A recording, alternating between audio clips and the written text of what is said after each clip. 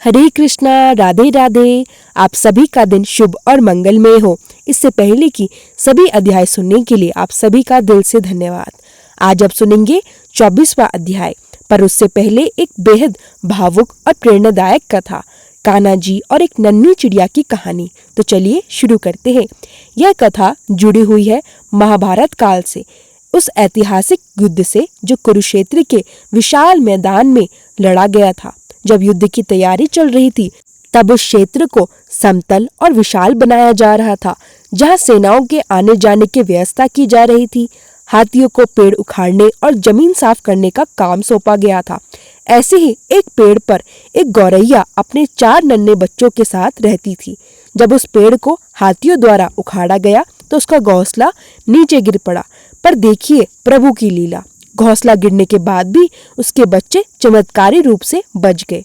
वे जीवित थे, पर बहुत छोटे, पंख अभी विकसित नहीं हुए थे, इसलिए उड़ नहीं सकते थे। माँ गौरैया बहुत घबराई हुई थी। बेबस होकर इधर उधर देखने लगी कि कौन मदद करेगा। उसी समय भगवान श्री कृष्ण और अर्जुन वहां से होकर जा रहे थे। वे युद्ध से पहले मैदान का निरीक्षण कर रहे थे, रणनीति तय कर रहे थे कि किस प्रकार विजय प्राप्त की जाए। जैसे ही नन्ही गौरैया ने श्री कृष्ण को देखा, वह अपने छोटे छोटे पंख फड़फड़ाते हुए किसी तरह उनके पास पहुंच गई।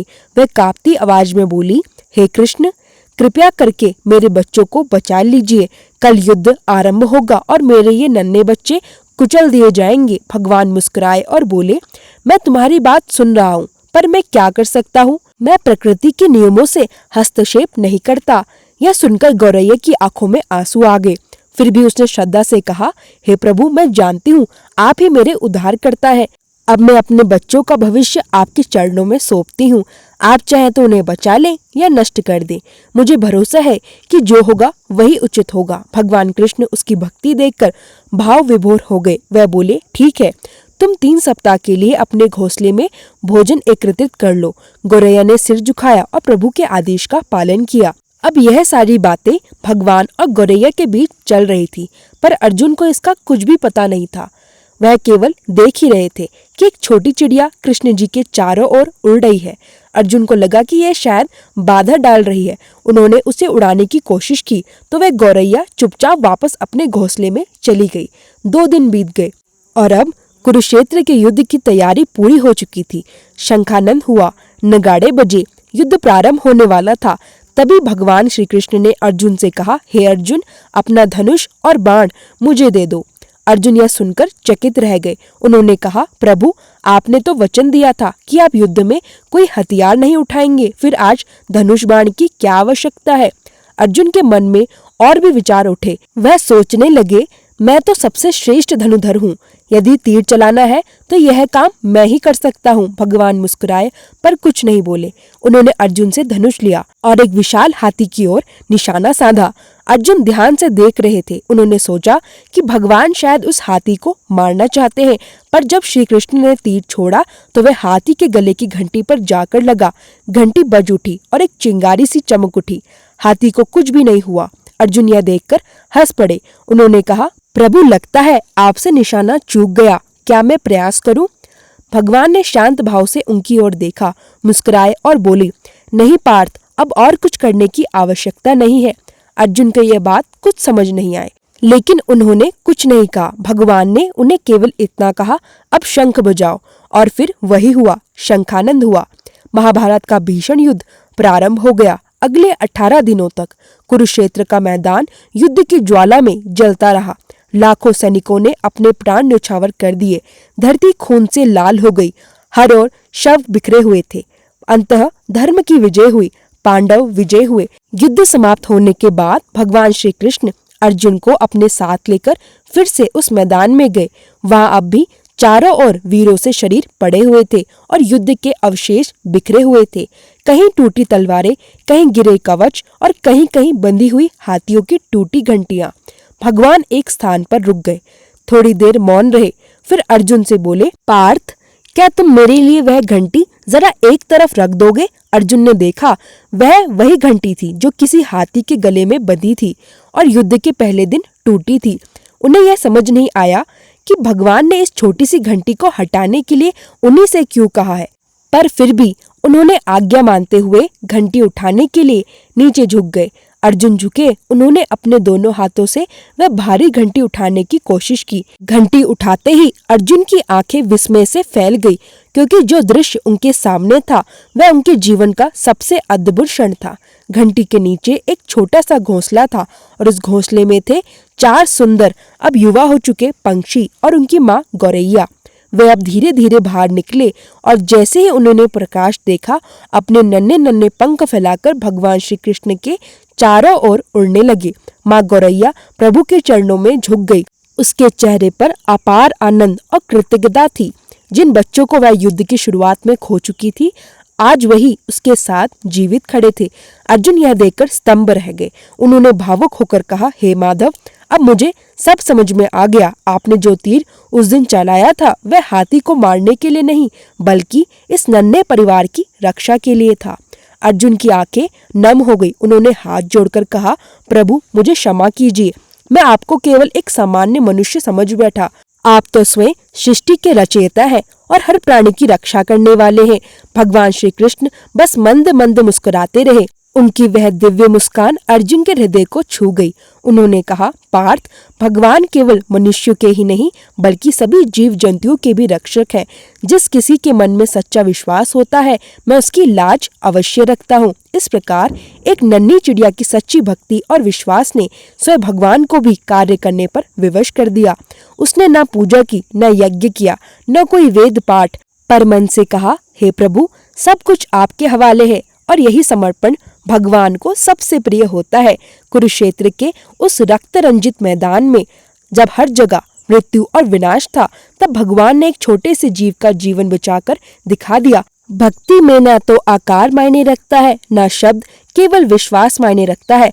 जब कुरुक्षेत्र का युद्ध समाप्त हुआ, शांति धीरे धीरे लौटने लगी। अर्जुन के मन में अब केवल भक्ति और कृतज्ञता थी। उन्होंने भगवान श्री कृष्ण से कहा, प्रभु, अब मुझे बताइए, क्या यही कारण है कि कार्तिक मास में हर प्राणी पर आपकी विशेष कृपा रहती है? भगवान मुस्कुराए और बोले, पार्थ, यह वही कार्तिक मास है जिसमें भक्त अपने मन के अहंकार को त्याग कर संपूर्ण समर्पण करते हैं।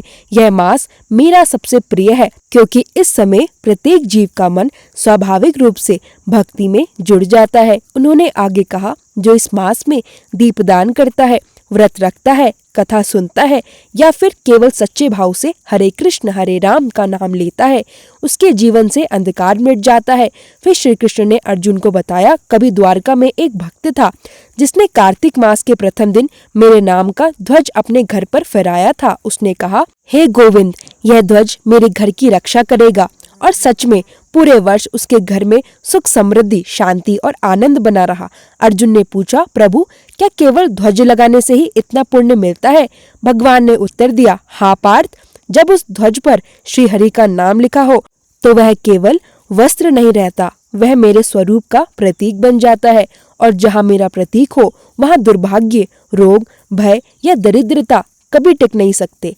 तब श्री कृष्ण बोले, पार्थ देखो, उस नन्ही चिड़िया को याद करो। उसने भी कभी कोई बड़ा कर्म नहीं किया था, सिर्फ अपना विश्वास मेरे चरणों में रखा था, समर्पण करा था। उसी तरह जो भक्त कार्तिक मास में सच्चे भाव से दीप जलाते हैं या हरि नाम का स्मरण करते हैं, मैं स्वयं उनके जीवन में प्रकाश भर देता हूँ। अर्जुन ने हाथ जोड़कर कहा, हे माधव, आज मुझे समझ में आया कि सच्ची भक्ति में न यज्ञ की आवश्यकता है न वैभव की, बस विश्वास और प्रेम चाहिए। श्री कृष्ण ने प्रसन्न होकर कहा, पार्थ, जिसने यह समझ लिया उसने सारा धर्म समझ लिया।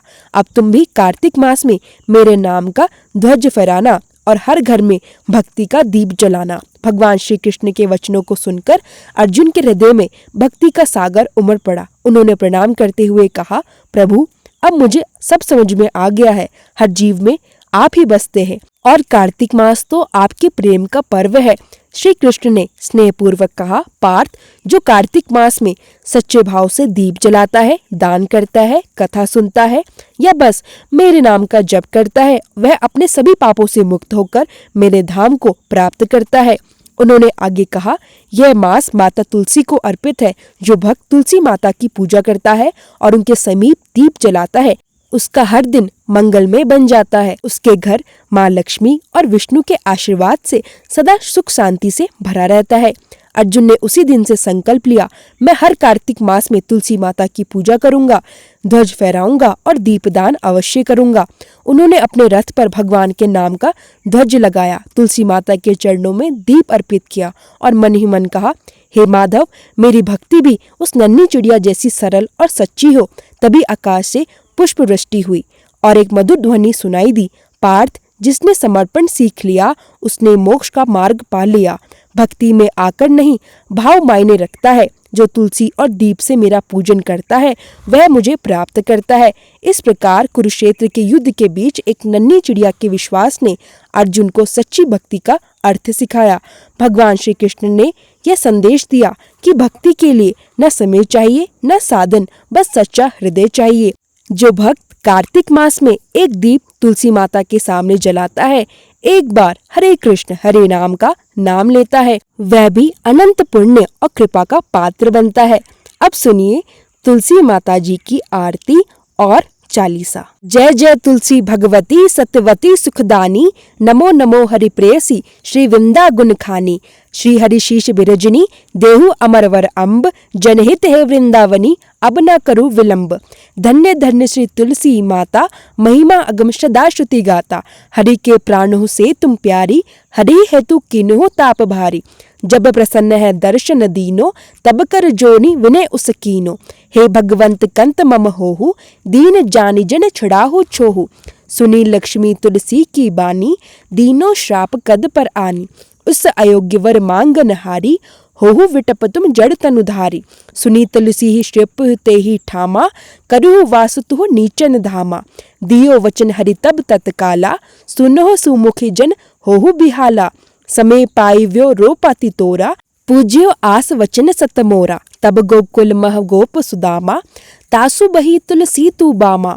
कृष्ण रास लीला के माही, राधे शक्यो प्रेम लखी नाही।